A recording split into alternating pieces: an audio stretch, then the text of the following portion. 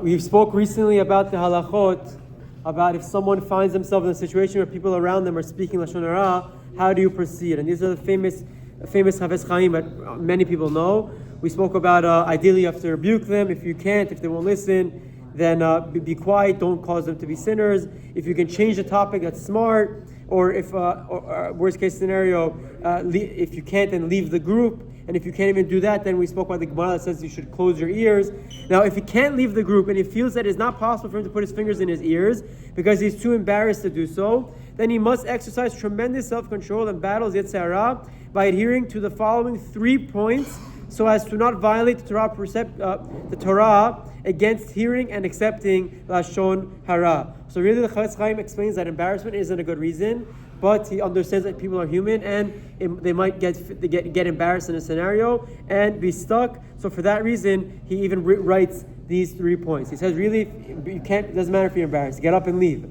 But he says, I understand humans are human, so he gives these 3 suggestions as well. Number 1, he should make an ironclad decision that he will not believe any of the Lashon Hara he is about to hear. Otherwise, he will immediately violate the prohibition of Kabbalah Lashon Hara. Number 2, he should be displeased that he is forced to listen to this Lashon Hara. Good. Number 3, he must not display any facial expression or use of any body language that might communicate approval. Rather, he must sit silent and unmoving as a stone. If he's able to display a frown of disapproval, that is even more preferable. So these are the 3 conditions. Actually, when in yeshiva, when we were learning this halachot, it became a theme. It became a joke, but it was a very powerful joke. Anytime someone would talk about someone else, you would immediately respond, not mekabel. I don't accept.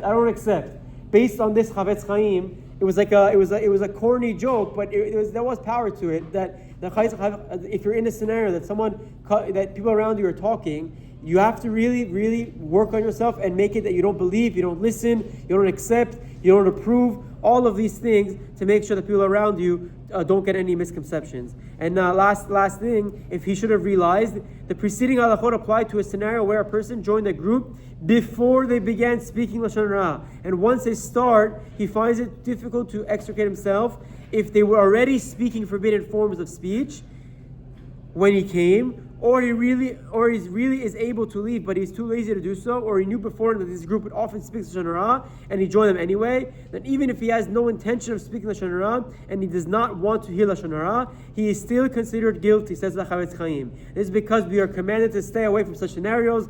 Certainly, if he purposely listens to their words, once he is there, his sin is more severe, and he is recorded in heaven as a Rasha and a Baal Lashon Hara, says the Chafetz Chaim. There's a famous discussion that asks the Chazon Ish, what happens if in your work environment they speak a lot of Lashon Hara and you're not going to go to work, what are you going to do? He responded that he cannot advise him on a proper course of action. However, he should put cotton in his ears in order not to hear. They say to that extent where if it's your parnasah at stake and you have to go to work every day, but they talk Lashon Hara there, what do? The Chazon Ish didn't know what to say. He said you have to try your best. He said, put cotton in your ears so you don't hear. I guess today we put AirPods and you silent the AirPods so you can't hear either. But I think the lesson is powerful, how careful we have to be in people around us.